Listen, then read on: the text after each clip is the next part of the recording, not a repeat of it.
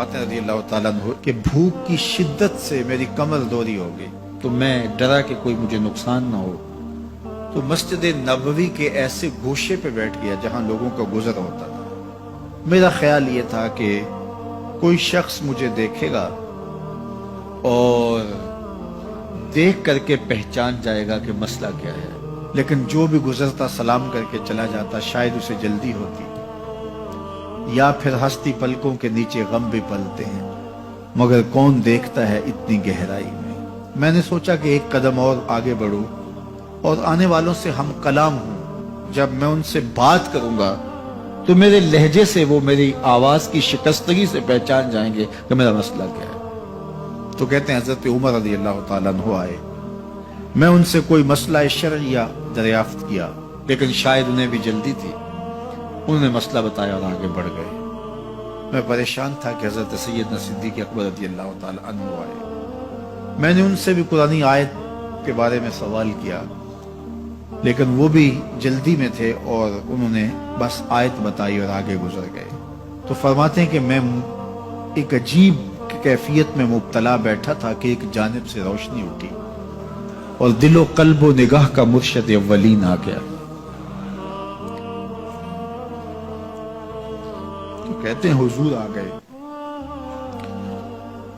तो चूंकि मेरी आदत बनी हुई थी कि मैं हर आने वाले से मसले ही पूछ रहा था, तो मैंने हुजूर से भी मसला पूछ लिया। तो हुजूर ने मेरी जानिब देखा और फिर ज़ेरे लब मुस्कुराते हुए बोले, अबू हुरैरा भूख लगी हुई है। मैंने कहा जी हुजूर मुझे भूख लगी है। कहा मेरे पीछे आ जाओ। गुजरात अक़दस की कुर्बत में हुजूर पहुंचे तो अहले खाना को आवाज दी, कुछ खाने के लिए है? तो उन्होंने कहा दूध का एक प्याला है। मुझे फरमाने लगे, अबू हुरैरा वो जो सुफ़ा के चबूतरे पे बैठे हैं जाओ उनको बुला लाओ। कहते हैं दूध का एक प्याला, और मुझे तस्कीन हुई थी, लेकिन 70 आदमी बैठे थे वहां। खैर हुक्म था, मैं बुला लाया, मेरे हाथ में दूध का प्याला दिया, कहा अबू हुरैरा दाएं से शुरू हो जाओ। अब मैं एक शख्स को प्याला दिया और दूध को देखने लगा, और वो सैराब होके गटागट पीने लगा। अपनी भूख और प्यास मिटा चुका, और मैंने देखा कि एक कतरा भी कम नहीं हुआ। मेरे अंदर जो पहले वसवास उठ रहे थे और मुझे जो एहसास हो रहा था वो मिट गया। फिर मैंने दूसरे को पेश किया, उसने भी सैराब होके पिया, लेकिन दूध एक कतरा भी कम नहीं हुआ। फिर मैंने तीसरे को दिया, चौथे को दिया। 70 आदमी दूध पी गए, लेकिन दूध में से एक कतरा भी कम नहीं हुआ। लगता था रब ने उस दूध का ताल्लुक हौज़े कौसर से जोड़ दिया। तो हुजूर ने फरमाया अबू हुरैरा। मैंने कहा जी हुजूर। फरमाया कौन बाकी?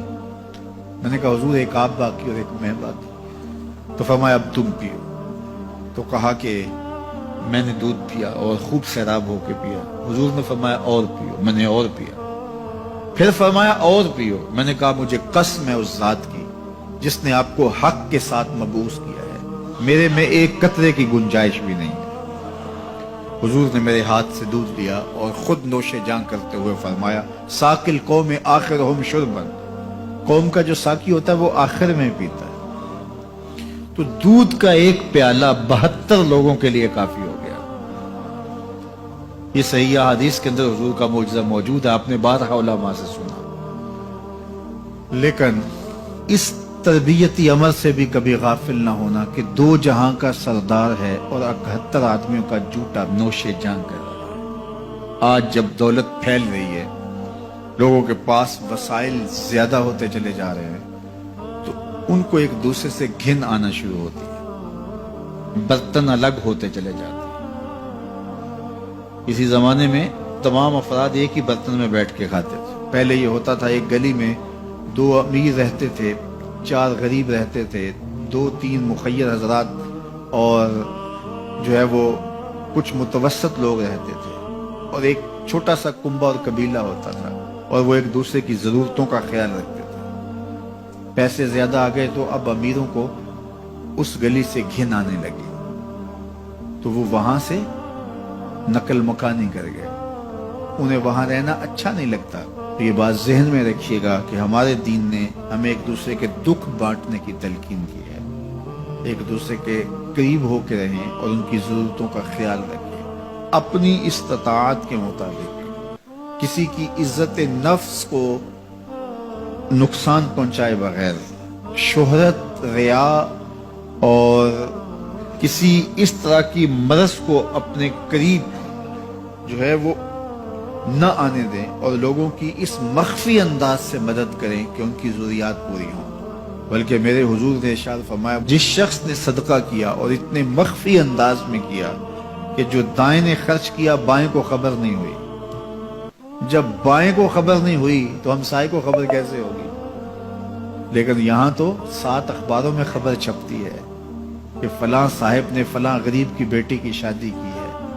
ذرا سوچ، اگر یہاں تیری بیٹی کھڑی ہوتی تو تیرا روح سخن کیا ہوتا؟ لوگوں کی غربت کا مذاق نہ اڑاؤ، لوگوں کے جذبات سے کھیلو نہ۔ اللہ نے اگر آپ کو کچھ عطا کیا ہے تو پھر لوگوں کی ضرورتوں کو پورا کرو، لیکن ان کے جذبات سے مت